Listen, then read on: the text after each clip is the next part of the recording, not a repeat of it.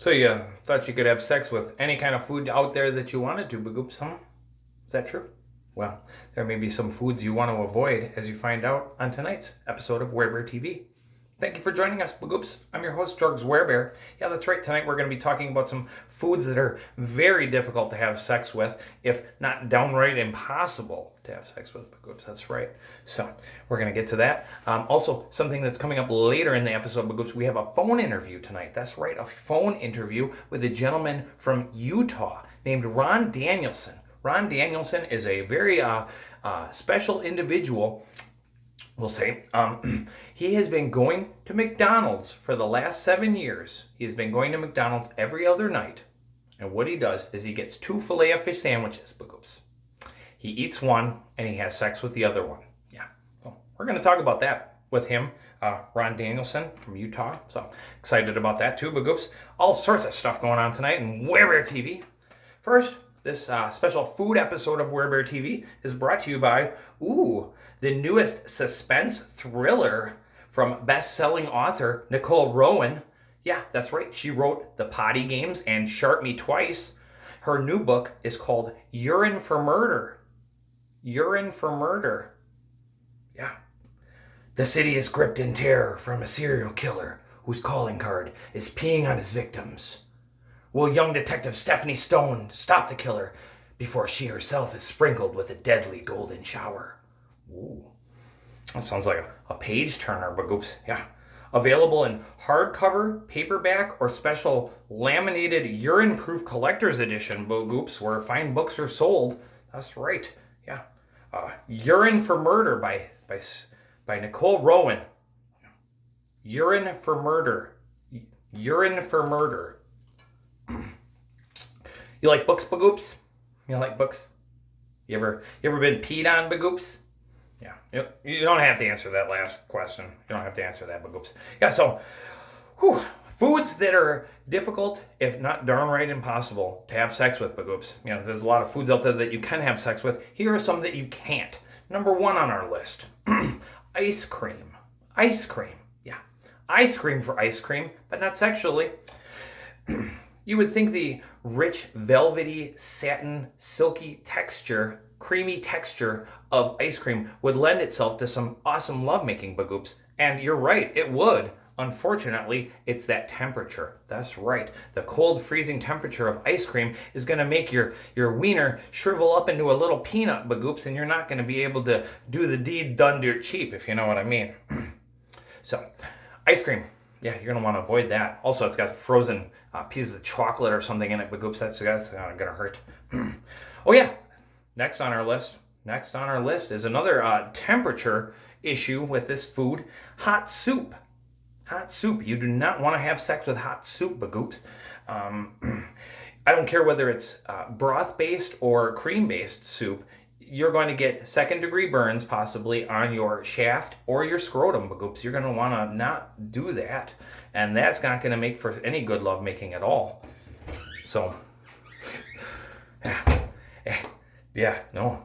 If you're interested in having sex with a soup, I would suggest a cold cucumber soup, maybe, Bagoops. That might do the trick. Yeah, that might be something to get into. So, and finally on our list is a bag of extra salty jumbo hard pretzel chunks. Yeah, this is something you don't want to have sex with, Bagoops. Not only is the jumbo pretzel chunks gonna cut into your wiener, Bagoops, during sex, the salt is gonna get into the wounds, Bagoops, and it's gonna sting and really make it impossible for you to, have sex. So complete the deed, Bagoops. Yeah. So these are 3 foods that are impossible to have sex with, Bagoops. Now, this is not a challenge by any means. Please don't send me a picture of a bloody bag of pretzels saying, "Look what I did." Yeah. No, I don't want that, Bagoops. Yeah. This is not a challenge at all. This is just saying, hey, this probably isn't gonna work, Bagoops. Okay. So yeah. All right.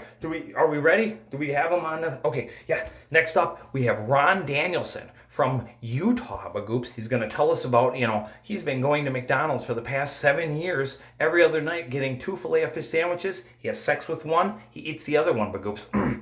So, okay? Yeah. All right, Mr. Danielson. Mr. Danielson, thank you for joining us here on Werebear TV tonight.